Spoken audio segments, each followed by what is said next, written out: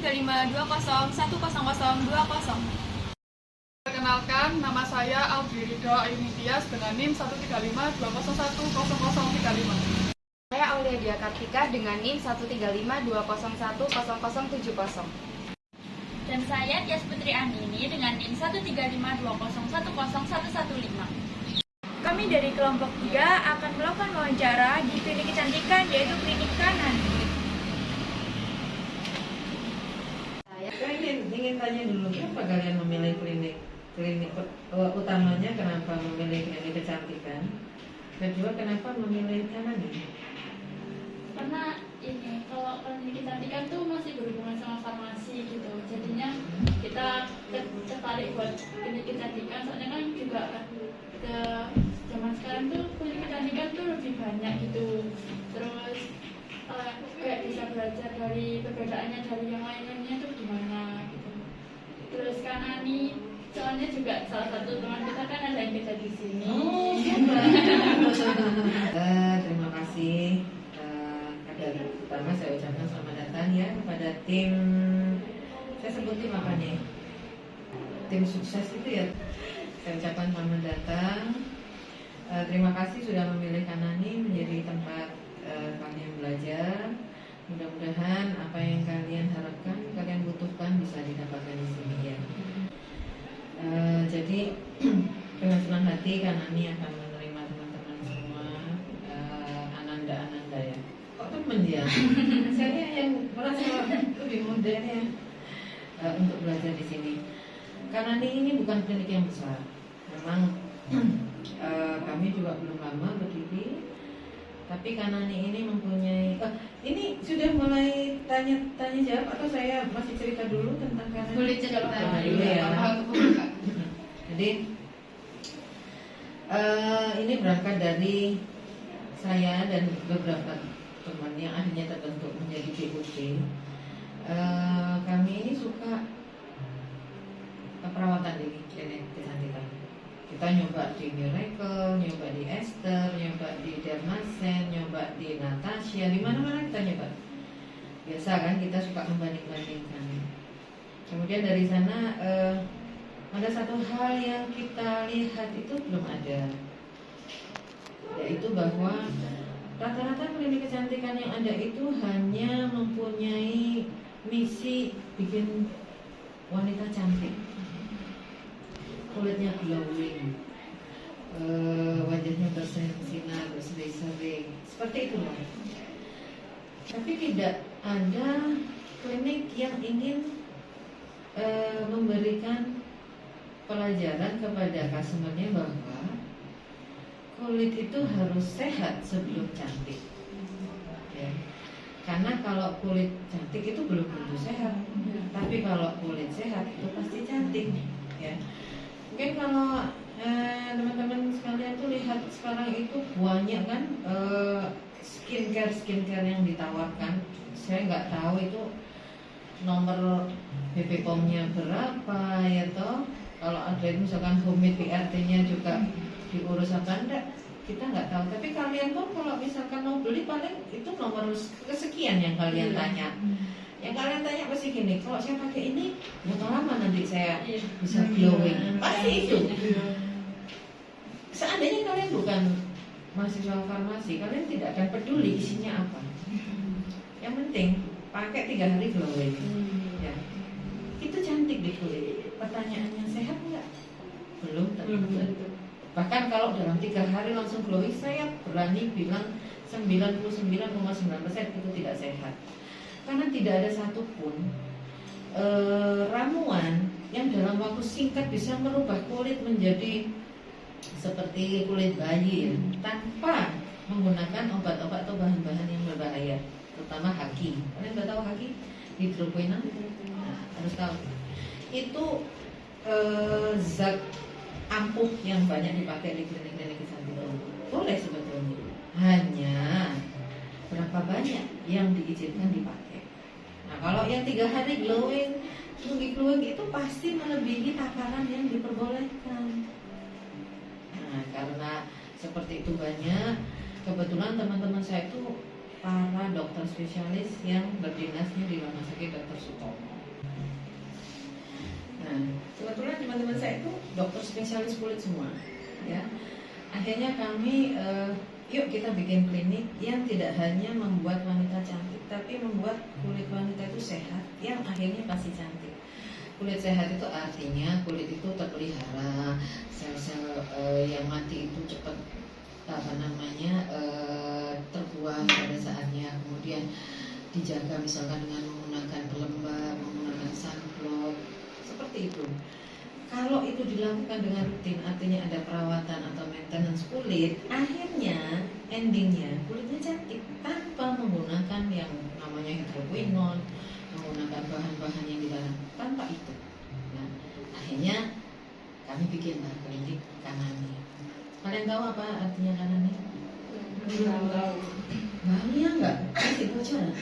Waktu training? Belum. Gawat ini. Di Kanani itu diambil dari bahasa Hawaii, artinya cantik. Gitu ya. Dan Kanani mempunyai moto totally apa mbak? Terus your Life. your skin. Ya, jadi artinya kami itu mendedikasikan semua kegiatan di Kanani itu untuk menjaga atau merawat kulit. Nah, itu jadi awalnya kami itu dari keinginan bahwa kami ingin memberikan edukasi kepada wanita-wanita Surabaya sekitar kami bahwa perawatan itu lebih penting daripada hanya sekedar menggunakan skincare. Kalau kalian tanya, kenapa kok bikin Kanani? Gitu. Karena sebelumnya saya punya klinik, tapi bukan klinik kecantikan, klinik saya klinik kesehatan, klinik BPJS. Nah, seperti itu.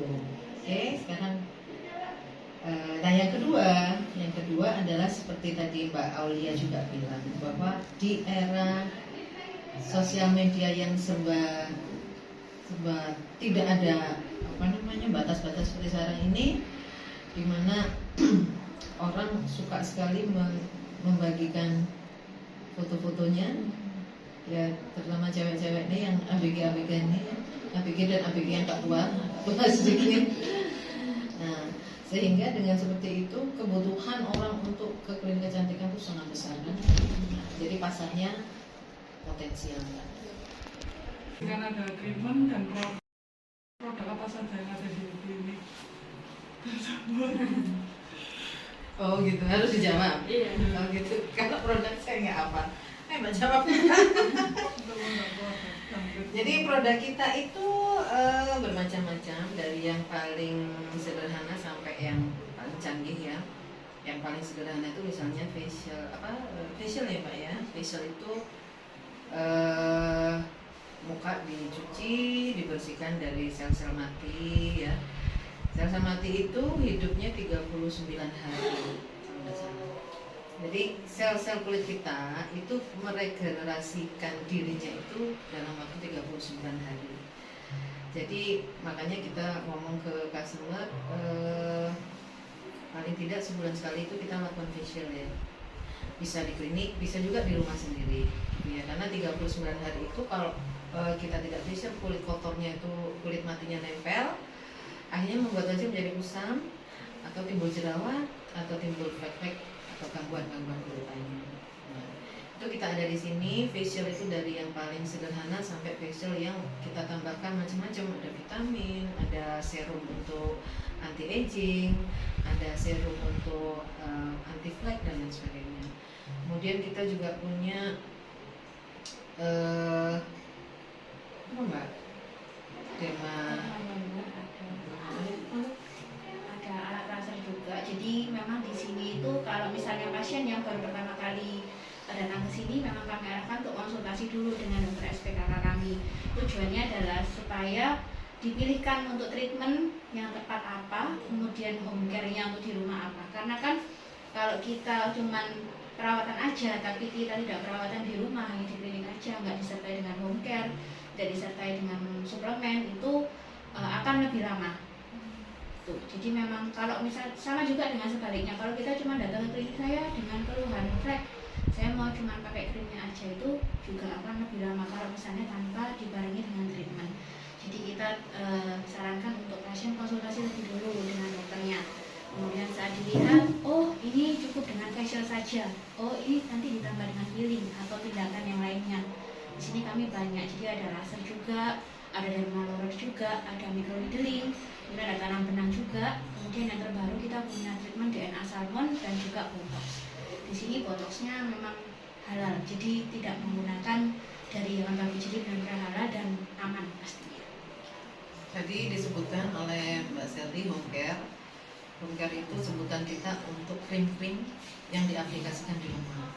Krim pagi, krim malam, krim anti aging, krim mata, macam-macam lah, krim untuk jerawat gitu ya. Kita menyebutnya home care. Kenapa? Karena memang home care, perawatan di rumah. Tadi betul sekali dijelaskan, ke klinik itu bagus, tapi harus disertai juga dengan disiplin merawat selama di rumah. Contoh, saya tanya, kalian kalau pulang kampus, pulang kuliah atau pulang main gitu ya, jalan-jalan, sampai rumah mukanya dibersihkan enggak? Iya. Pakai apa? Misalnya ruatan.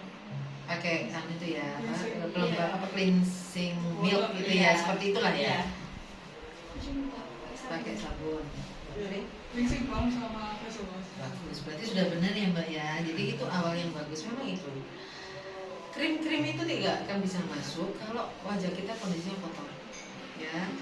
Jadi kita harus bersihkan dulu supaya apa pori-porinya tidak tersumbat oleh kotoran sehingga krim yang kita aplikasikan itu bisa meresap. Itu seringkali kita malas ya. Nggak usah orang lain, saya aja kalau sudah pulang lembur, sudah ngantuk, capek, udah malas lewat sudah. Paling gampang kayak Mbak Olia tadi pakai sabun muka ya, itu bagus tapi kurang ya. Jadi tetap harus pakai tadi yang cleansing tadi. Itu pun lebih bagus yang tonernya, pelembabnya itu bukan yang campur jadi satu itu loh, yang di pojok-pojok itu loh yang jadi satu. Kayak Pond's itu kan ada toh yang atasnya bening, bawahnya itu kan berfungsi sekaligus menjadi toner. Itu kurang bagus. Tetap lebih bagus itu milknya dulu dihapus, kemudian toner itu untuk toner itu fungsinya apabila ada luka-luka yang tidak terlihat di dalam pori-pori muka kita itu tidak jadi radang atau tidak menjadi luka dengan toner itu tadi. Kemudian memberikan perasaan segar gitu ya, aromanya menyegarkan seperti itu.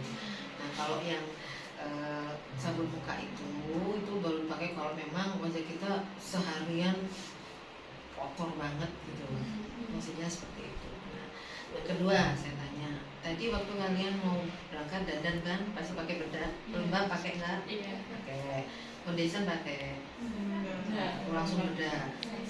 Saya tanya pakai sunblock nggak? Pakai. Pakai.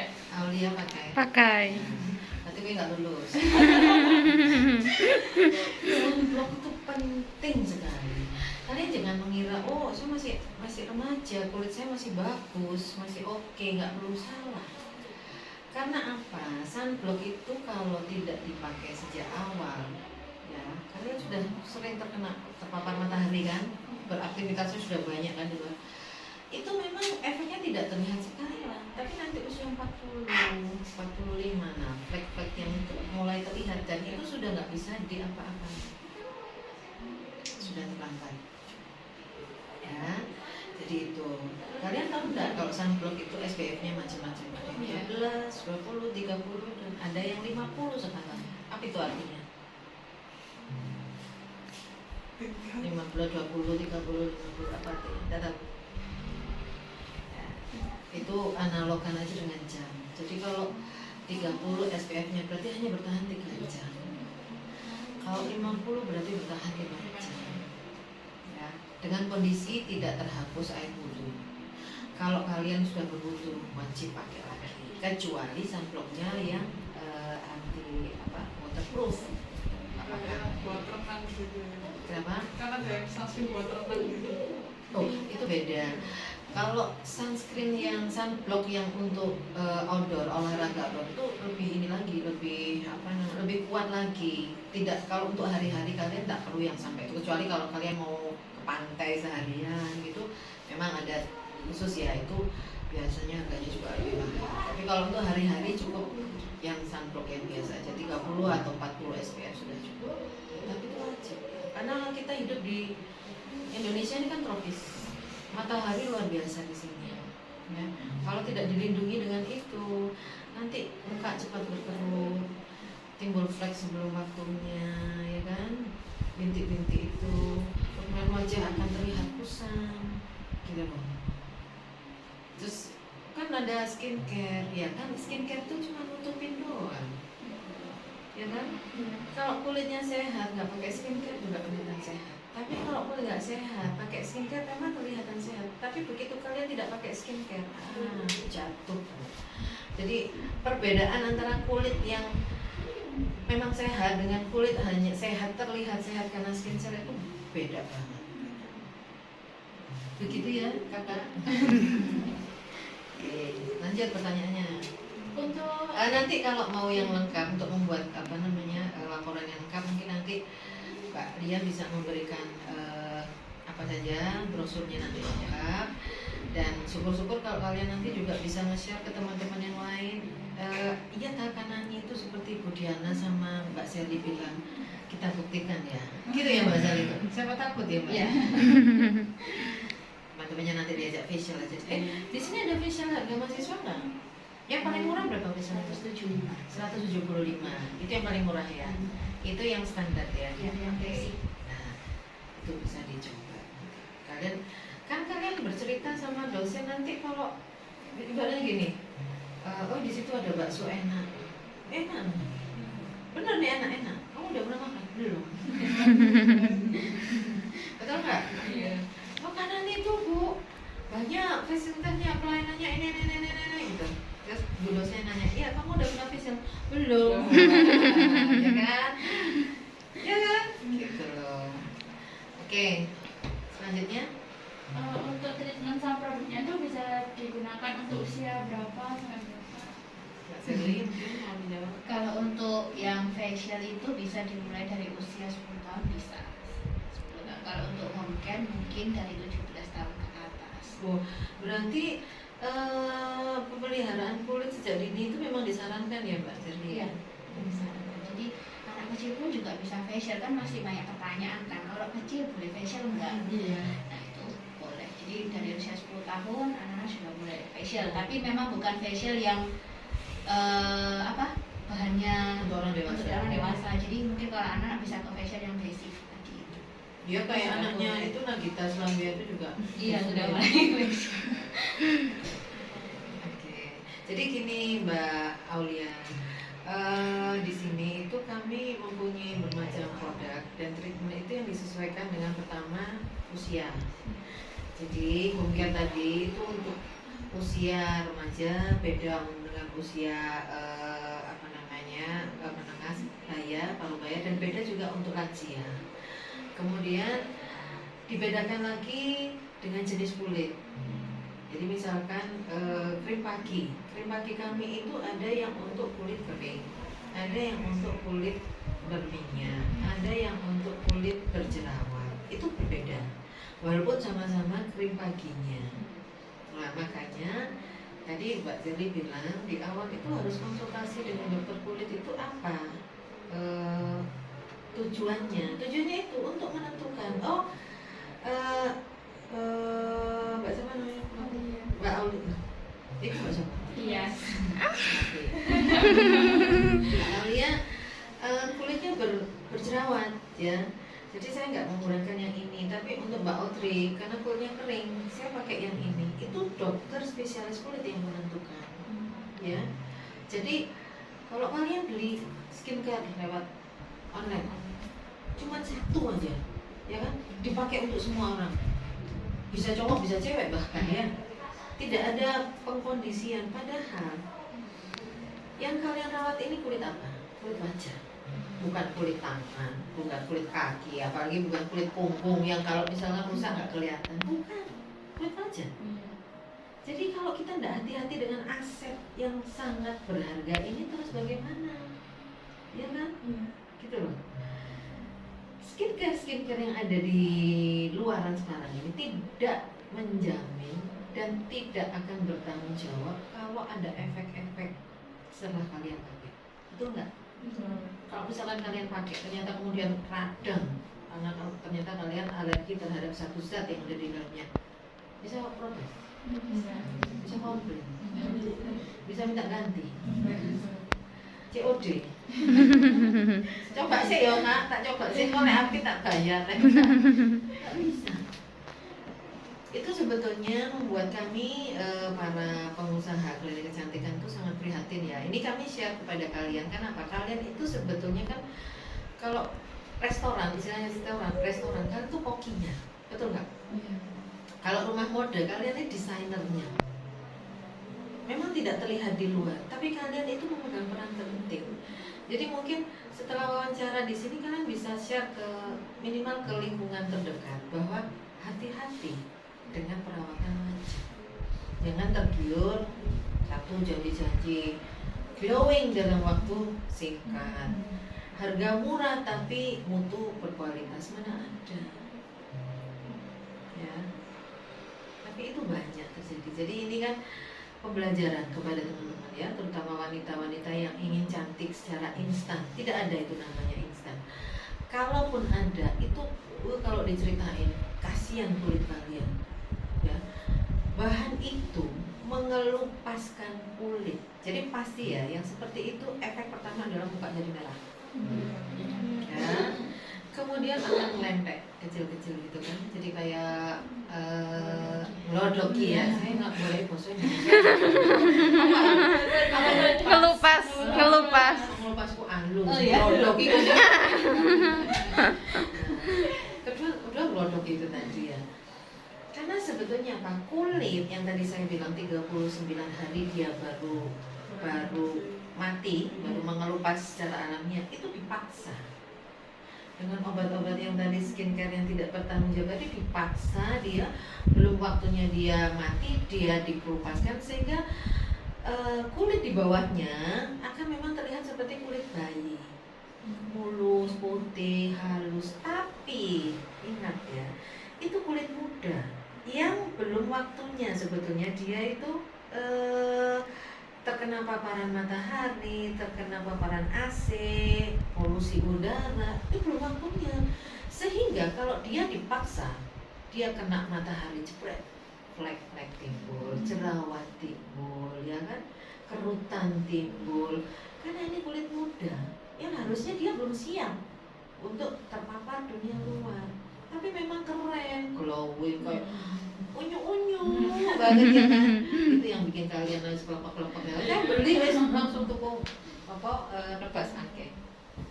Nah kejadiannya seperti itu ya. Itu penting sekali kalian sebagai calon apoteker harusnya malah bisa memberikan edukasi kepada teman-teman. Jangan tergoda seperti itu. Karena apa? Karena kalau tidak, yang lebih menakutkan apa? Kanker kulit.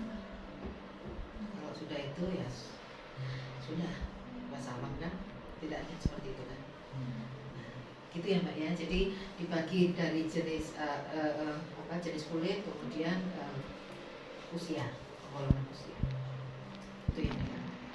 Kemudian yang ketiga mungkin kebutuhan ya. Jadi dokter kami akan mengusulkan begini. Jadi misalkan dilihat tuh ada kantung mata. Ada kantung mata, pasien ingin itu kantung matanya di terapi gitu ya. Tapi dokter kami akan menterapi sesuai dengan yang dibutuhkan oleh si pasien. Kalau misalkan kantung matanya itu memang karena penyakit, diapapun juga nggak bisa. Tapi kalau kantung mata itu memang misalkan ada lemak gitu kan, itu bisa diberi diolesi dengan krim-krim untuk mengurangi sedikit kantung mata itu bisa. Jadi intinya Kanani itu ingin itu tadi kembali lagi tidak semata-mata mendapatkan untung, tapi lebih kepada menyehatkan kulit wanita Indonesia. Oke, berikutnya mau tambahin Mbak Zerni? Kalau mungkin kalau yang tadi Bu Diana bilang mengutamakan kesehatan itu sama dengan kayak kita sebagai farmasi sekarang ya. Kalau dulu kalau apoteker itu kan istilahnya jualan obat. Jadi ke drug oriented. Kalau sekarang kan lebih ke passion oriented. Jadi Anak ini kan ada produk kecantikannya ya Bu ya. Nah di sini bagaimana caranya Ibu menentukan desain kemasan produk hingga menarik konsumen untuk membeli? Ya, oke. Jadi saya jawab dulu ya Mbak ya. Jadi memang produk kecantikan itu identik dengan cantik ya. Ya. Jadi pelayanan Kanani itu memang selalu berorientasi pada kecantikan dan kebersihan. Artinya apapun yang kita lakukan di sini itu kita pastikan oh ini bagus, cantik dan bersih. Begitu juga dalam kemasan. Jadi kemasan kami ini memang tidak bikin sendiri. Kami kerjasama dengan provider supplier untuk menyediakan kemasan-kemasan bagi kami. Dan kami memang pilih kemasan itu yang pasti yang pertama kita pastikan aman, ya. Artinya cupnya itu, wadahnya itu ramah lingkungan, bukan bahan terbuat dari bahan-bahan daur ulang, ya kan? Nah itu yang kita utamakan. Kemudian kedua, keamanan dari kemasan. Jangan sampai kemasan itu bocor atau kemasan itu terbuka, karena mungkin kalian juga sudah belajar ya bahwa krim yang terbuat dari racian dari berbagai macam bahan yang dijadikan satu itu penyimpanannya juga harus diperhatikan. Misalkan ada krim-krim tertentu yang harus disimpan di kulkas gitu ya, bukan di freezer tapi di coolernya, tapi harus suhunya misalkan tidak boleh lebih dari 10 derajat misalkan ya, itu harus perhatikan juga. Nah itu kita pastikan itu aman untuk pengemasannya seperti itu. Mungkin Mbak, kan? sudah terjawab sih. Jadi kan memang harus menjamin kalau kemasan krim itu biasanya sudah disampaikan oleh Bu Diana keamanannya juga, karena kan ada beberapa pasien yang harus dibawa keluar kota nih, kena panas di mobil mungkin perjalanan, atau mungkin krim itu dikirim juga karena kan pasiennya di Kanani nggak hanya dari Surabaya aja, ada yang dari Bandung, ada dari Jakarta, itu sudah juga kirim ke luar kota. Jadi memastikan untuk krimnya itu tetap aman selama pengiriman juga sampai di tangan Sampai pasien. kirim ke Bandung juga? Iya, sampai di Bandung, ada yang di Nusa Tenggara juga sudah pernah kirim juga, Jayapura. Saya belum pernah ke sana. Krimnya sudah sampai di Jayapura. Kalau ada pesanan aku yang nganter ya Mbak? Jayapura. Terus untuk kelebihan produk dari klinik Kanani ini apa daripada bandingkan dengan klinik yang lain, bisa dari formulanya atau apanya? Kalau dari kanan, ini saya jawab. Kalau dari klinik Kanani pasti kalau bahan baku kan seperti yang kalian tahu kan banyak, kita bisa dapat di mana aja. Tapi kalau dari kami pastinya dari distributor yang sudah pasti berizin dan pasti sudah ada BPOM-nya. Dan kalaupun krim racikan itu tadi seperti yang sudah disampaikan juga oleh Bu Diana dan saya, kalau itu berdasarkan hasil dari konsultasi dengan dokter, dan kami membuatnya sesuai dengan resep dari dokter racikan itu. Jadi pasti aman karena merupakan resep dari dokter spesialis kulit yang sudah berkonsultasi langsung dengan pasien, yang sudah tahu kondisi kulit pasien masing-masing. Dan juga bahan-bahan yang kami gunakan juga dari distributor yang resmi, berizin, dan juga pasti memiliki BPOM. Saya tambahkan ya Mbak, kalau tadi ditanyakan apa kelebihan produk kita dibandingkan tempat lain, saya kembalikan lagi kepada Anda. Apa sih harapan Anda kalau ke klinik kecantikan? Kan itu. Kalau harapan Anda ingin cantik, ya Anda mungkin bisa beli di tempat-tempat yang menawarkan 3 hari cantik. Tapi kalau kalian ingin, saya ingin perawatan kulit agar kulit saya sehat, di sini tempatnya. Karena kami seperti tadi dijelaskan Mbak Sally, memastikan bahwa produknya aman, namun berkualitas. Jadi tidak cukup aman saja, tapi juga harus berkualitas supaya ada manfaatnya. Menggunakan krim itu ada manfaatnya, begitu ya. Jadi kalau mau menunjukin kelebihan dibanding tempat lain, ya kalau dibandingkan harga pasti kalah ya kita ya Mbak Sally ya, karena harga kita ya kalau menurut saya tidak mahal, walaupun mungkin tidak murah, tapi sebanding lah ya, sebanding dengan isinya maksud saya. Kalau apa namanya apple to apple ya nggak bisa lah. Kalau ini harganya cuma mungkin satu kalinya 20-50 ribu misalkan, di kita mungkin sampai 100 ya, misalkan satu pot kecil itu ya, karena isinya beda gitu loh ya kan. Nah itu yang balik lagi kepada edukasi seperti tadi, Anda pengen seperti apa. Kalau Anda pengen sekali langsung pakai langsung jadi ya wes haki tok ae, nggak usah ditambahi apa ya Mbak ya, besok langsung kinclong ya. Itu ya Mbak ya. Iya. Mbak Tias. Lalu katanya Cesani tadi kan pernah dikirim ke luar Jawa gitu ya, itu pernah gagal nggak sih? Selama ini belum pernah. Selalu aman. Gagalnya maksudnya gimana? Kayak misal dari packagingnya tadi tuh. Oh rusak gitu Iya maksudnya. gitu, atau dari produknya gitu. Selama kita menyebutkan di dalam manifestnya pada saat pengiriman bahwa ini adalah kosmetik, itu perlakuannya kan beda ya. Lagi? Kan kemarin kan waktu pandemi itu kan kliniknya masih buka ya Bu ya. Terus bagaimana upaya Ibu untuk mempertahankan klinik Kanani ini pada saat pandemi kemarin? Jadi gini, pandemi itu untuk semua kalangan itu pasti ada efeknya ya, ada menimpa kita semua itu pasti kita rasakan juga. Begitu juga Kanani, apalagi Kanani ini kan sebetulnya menjual gaya hidup. Gaya hidup itu artinya kalau seseorang itu sudah terpenuhi sandang, pangan, papannya, kesehatannya sudah terpenuhi, dia baru kebutuhan hidup, gaya hidup ya. Tapi kalau ini belum terpenuhi, ya nggak mungkin lah di rumah nggak ada beras mau ke Kanani mau facial kan nggak mungkin kan, ya toh. Nah, seperti itu. Jadi karena Kanani ini menjual gaya hidup, terus terang memang waktu COVID itu kita sempat ini ya, ada titik rendah itu, tapi alhamdulillah kami nggak tutup, hanya kita mengurangi jam buka. Jadi dalam 1 minggu itu kita hanya 3 hari yang berbuka ya. Tapi untuk penjualan home care tetap yang kita tutup adalah kalau treatmentnya, karena kita memang mengurangi kedatangan pasien ke klinik ya, karena bagaimanapun juga klinik itu adalah salah satu tempat yang punya resiko tinggi ya terhadap kesehatan. Dan alhamdulillah kita bisa bertahan. Kemudian pelan-pelan setelah COVID agak mereda, kita membuka treatment yang tadinya nggak ada, kemudian kita adakan treatment, tapi tetap dengan prokes yang ketat, sangat ketat ya. Pokoknya yang buka mulut itu kan sudah ini ya, kita harus ada antigen dulu ya kan, terus pakai masker, pakai Spesial.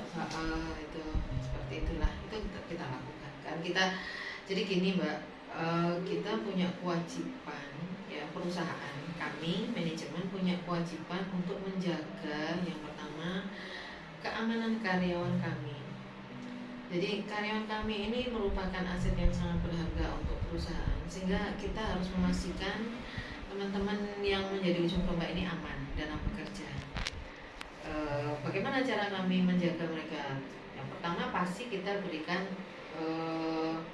APD yang sesuai dengan peraturan lengkap, kita berikan lengkap. Kemudian yang kedua kita tidak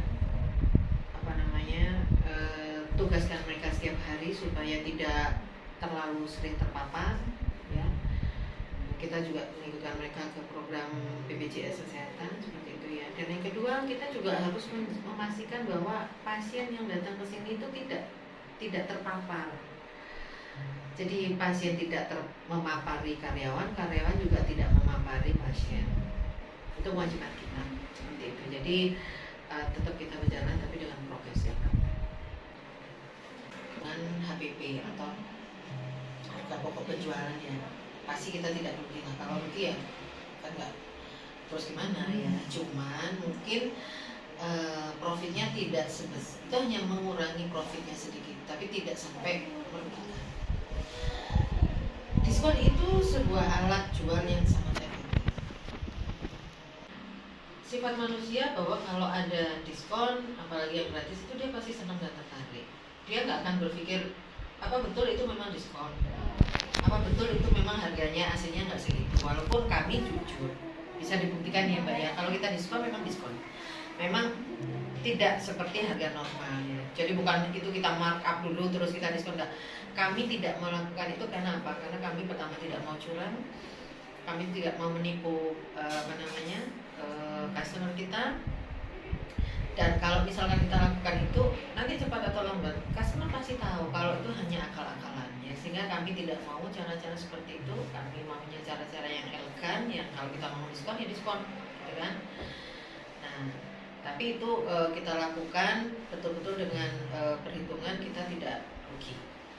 Nah, jadi tanyanya tentang keuntungan ya. Iya. Nah, kalau kita bikin usaha, ya apapun itu, pasti ada yang namanya BEP. Namanya BEP. BEP, tahu BEP? Tahu BEP? Anak sendiri yang tahu makin. BEP itu break even point. Ya, itu memang ilmu ekonomi. Tapi baik juga kalau kalian tahu, karena kalian ini calon-calon pengusaha. Saya bilang, apoteker ini adalah profesi yang oke. Profesi yang mandiri. Profesi yang mandiri itu dokter, apoteker, pengacara, akuntan. Artinya dia tuh bisa bikin lapangan pekerjaan sendiri, nggak harus kerja sama orang. Apoteker, jadilah pengusaha apotek, ya kan? Nanti satu sukses buka cabang, so what? Kalian nggak perlu kerja sama orang. Walaupun untuk menjadi pengusaha itu kalian butuh pengalaman, itu harus kerja dulu sama orang, belajar dari situ, pelajari ilmunya, nanti pakailah pada waktu kalian membentuk usaha sendiri, ya kan? Nah, kalau kalian mau jadi pengusaha, kalian harus tahu yang namanya BEP. BEP itu break even point. Boso Jawa nih, itu impas. Impas itu artinya kalau kalian misalkan mau jual tahu goreng, kulaane 1.000, iku wis kabeh, tuku tahune, tuku lengoi, tuku gase, ya toh, naik Grab, Gojek waktu ke pasarnya, beli bungkus kreseknya dan lain itu 100.000. Terus kalian jual, hasil penjualan itu ya 1.000. Pas kalian ndak untung dan nggak rugi. Kalau kalian pula 100, kemudian dijual cuma dapat 75, rugi nggak kalian? Rugi. Kalau kalian pulanya 100, dijual ternyata jumlah uangnya 150, untung apa rugi? Untung. Kalau pulanya 100, duit yang didapat 100 apa namanya? Impas atau BEP. Nah, dalam dunia usaha, BEP itu macam-macam, bisa 2 tahun, 3 tahun, 10 tahun, bisa. Kalau perusahaan-perusahaan gede multinasional yang investasinya sampai miliaran, itu BEP-nya bisa 20, 15-20 tahun karena uangnya gede. Tapi kalau usaha-usaha yang sederhana itu mungkin 3 tahun, 2-3 tahun sudah BEP. Nah, selama BEP ini berarti pengusaha itu harus terus mensupport bisnisnya, ya. Pada saat Kanan ini berdiri di awal-awal ya Mbak ya, itu BOD-nya ya tekor terus untuk gaji, untuk beli obat, produk farmasi, untuk ngaji dokter, untuk perizinan klinik dan lain sebagainya, itu masih ngeluarin duit terus. Ini sudah berjalan, bisnisnya sudah berjalan, tapi belum menghasilkan. Karena itu tadi kulai 100, duitnya masih 50 yang dapat. Sehingga yang 50 dari mana? Keluarin lagi dari dompet. Nah, prosesnya itu dilalui seperti itu. Semua usaha itu ada yang namanya proses seperti itu. Pada saat dia sudah mencapai BEP, senang. Oh, kalau sekarang aku udah BEP, nanti kemudian aku akan profit. Tinggal profitnya mau dibikin berapa? Kalian mau profit berapa? Gitu kan? Kalau 10 unit produk yang kalian jual itu profitnya 100.000 misalkan. Kalau kalian ingin 200.000 berarti berapa yang harus dijual? Kalau 10 produk dijual, profitnya 100.000. Kalau kalian ingin produk profitnya 200.000, berarti berapa produk yang harus jual? 20. Seperti itu. Ya. Nah, karena nih sudah melalui masa itu dan sudah PIP, tapi tentu untuk masalah keuangan saya tidak bisa membuka di sini. Tetapi untuk margin profit itu maksudnya, ada yang tahu? Ada. Margin profit itu artinya berapa besar kemungkinan keuntungan yang bisa dicapai dari sebuah usaha. Dan selama ini marginnya lumayan, antara 30 sampai 40%. Ya, sampai 40%, 30 sampai 40%. Jadi misalkan keuntungan kotornya 1 juta, berarti 30% berarti 300 untungnya. Seperti itu. Kalau misalkan 10 juta berarti 3 juta untungnya. Kalau 100, tinggal mengalihkan seperti itu rata-rata dalam kondisi normal. Dalam kondisi tertentu, misalkan kayak kemarin pandemi, 30 sampai 40 ini nanti harus ambiar iso hidup aja, iso bertahan, tidak nutup usaha, tidak mem-PHK pasien, tidak berhutang ke bank, itu sudah luar biasa, ya kan? Itu tidak berlaku tadi itu kalau suasananya tidak normal. Tapi dalam suasana normal yang terjadi seperti itu. Ya, menarik kan? Pengen jadi pengusaha? Pengen lah. Iya pasti. Kalian masih bisa. Saya bukan dokter. Even apoteker aja saya bukan. Perawat saya bukan. Artinya saya nggak punya ilmu di bidang kesehatan sama sekali. Analis juga. SKM ya tuh. Mewakili aku. Saya ini sekretaris. Saya bekerja di berbagai macam perusahaan sebelumnya. Saya pernah di Panasonic, saya pernah di HM Sampurna, saya pernah di Rumah Sakit Delta Surya. Itu ilmunya saya ambil semua dan sekarang saya punya 3 klinik. Artinya apa sih? Sebetulnya kalau saya aja bisa, kalian ya malah lebih bisa toh. Betul nggak? Iya. Aku lo nggak dua ilmu nih, aku cuma koordinatkan, tapi saya mau belajar. Jadi saya bekerja itu saya sedot ilmunya direktur saya, teman-teman saya. Sekarang saya kalau ngomong dengan dokter spesialis nggak masalah. Kalau mungkin dulu, aduh itu dokter ya sih aku nanti gini enggak. Kenapa? Karena saya mau belajar. Walaupun memang saya nggak boleh ya nyuntik pasien ya nggak boleh lah. Ngasih obat ya seneni cece kok. Ya kan? Tapi saya bisa memanage. Karena apa? Usaha apapun itu tetap perlu yang namanya manajerial. Skill manajemen itu perlu. Kemampuan memanage, kemampuan mengelola, memimpin, itu perlu. Apapun jenis usahanya, apapun. Kok itu tokonya koko yang toko beras mulai kan ya dicatat sampai dia piro pulain, didol piro, kok iki bayarin nang apa toko sing ngedrop iki kok dia mulai dicicil 2 kali sebulan. Itu namanya manajemen. Walaupun manajemennya sederhana. Ya. Nah, pesan saya apa? Artinya kalian sudah punya skillnya apa? Bidang apoteker. Jangan puas di situ, tambahkan ilmu manajemen. Ya, karena usaha atau bisnis tanpa manajemen ya tinggal ngitung hari akan rontok kali ya kaca. Ya. Kalau boleh tahu kliniknya Kanani sekarang udah berapa banyak dan tersebar di mana aja? Kita itu sebetulnya punya dua Apa mbak? franchise ya, satunya di Mojokerto, satunya di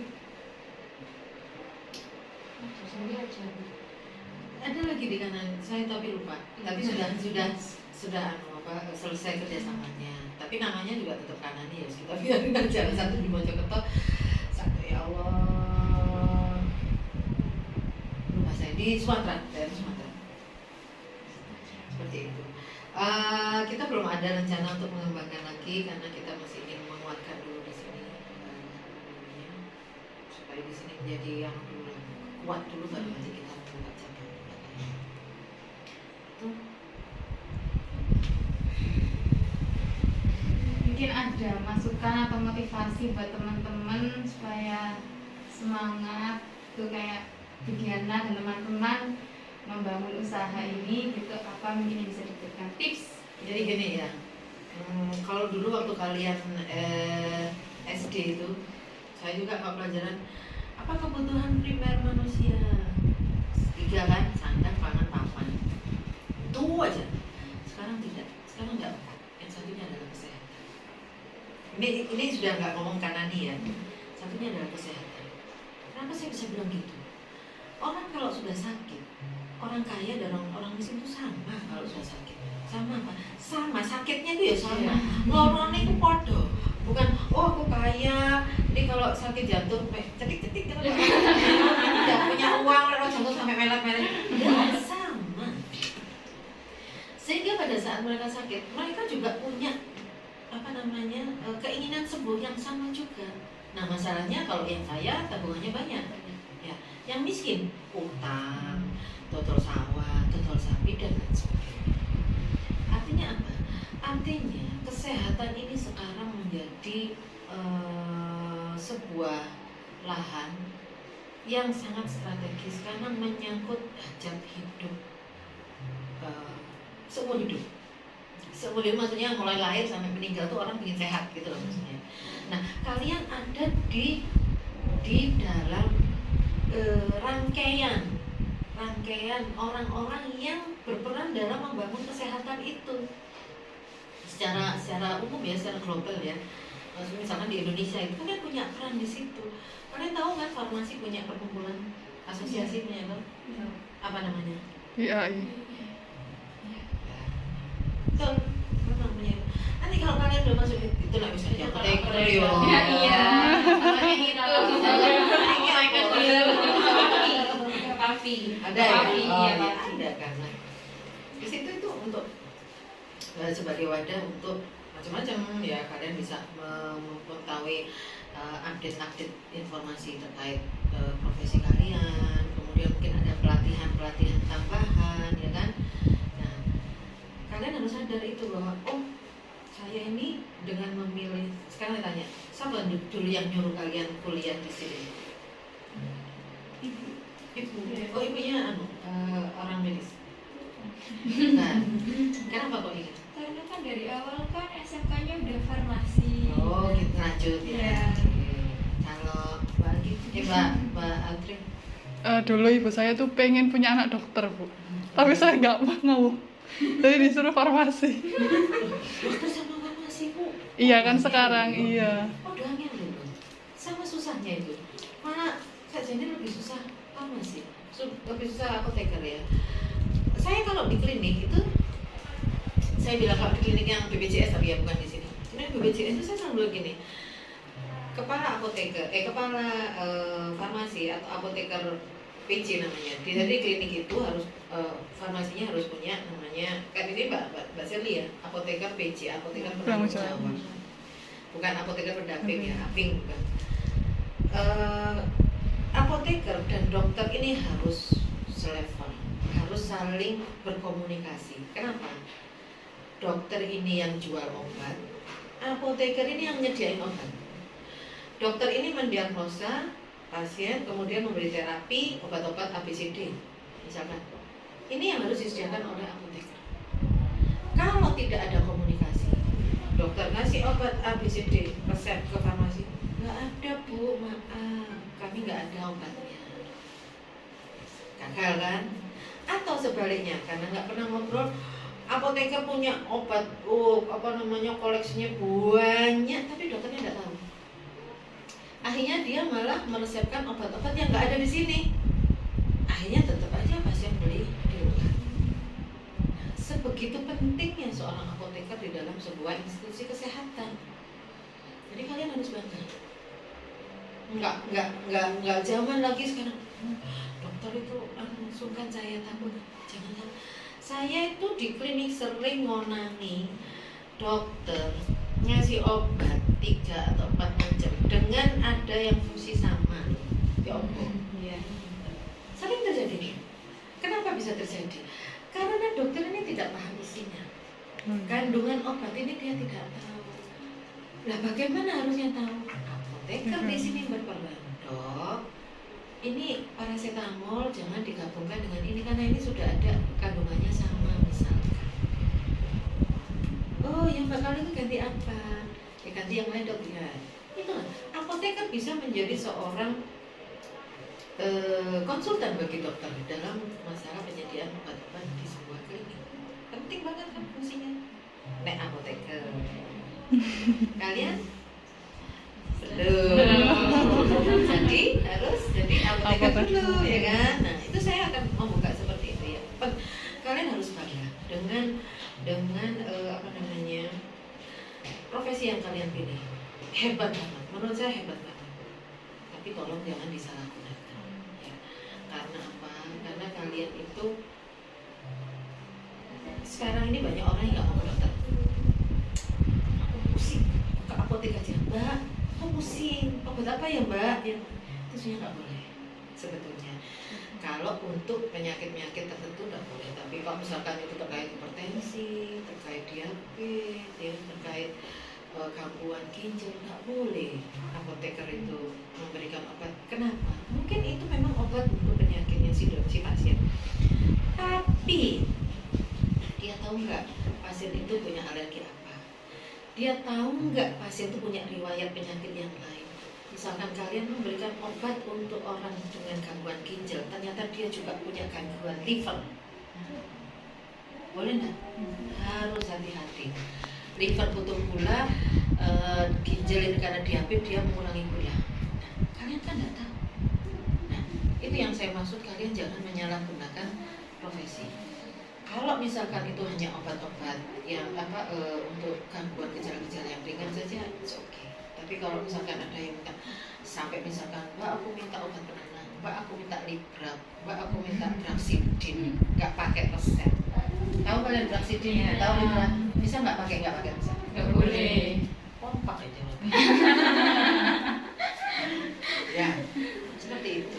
Itu ada namanya panggilan profesi. Kalian harus menghormati profesi kalian dengan tidak melanggar aturan-aturan seperti itu ya. Jadi kalian harus bangga, kalian tuh di dalam pembangunan Indonesia memegang sebuah posisi yang sangat penting. Jadi manfaatkan dengan baik. Saya nggak ngomong harus jadi pengusaha, enggak. Ya. Kalian jadi karyawan di rumah sakit atau di institusi apapun itu juga sudah luar biasa ya, karena kalian terpilih. Kalian terpilih, nggak banyak orang yang memilih farmasi dan mampu sekolah di farmasi, nggak banyak. Karena anak farmasi itu nek lintur pun yo cilik ku tampil apa Mbak? Tampil unsur kimia. Iya, tampil unsur kimia. Tampil periodik yo sing aku benci, aku iki waktu itu lagi tampil periodik. Ya. Ya, oke. Jadi whatever kalian nanti akan jadi kerja di mana, be proud of yourself ya. Dan pertahankan itu. Harga diri yang baik ya di Indonesia dan bersama. Aja. Sudah cukup ya dari teman-teman.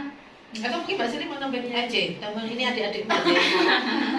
Jadi akan mereka Sudah terjawab.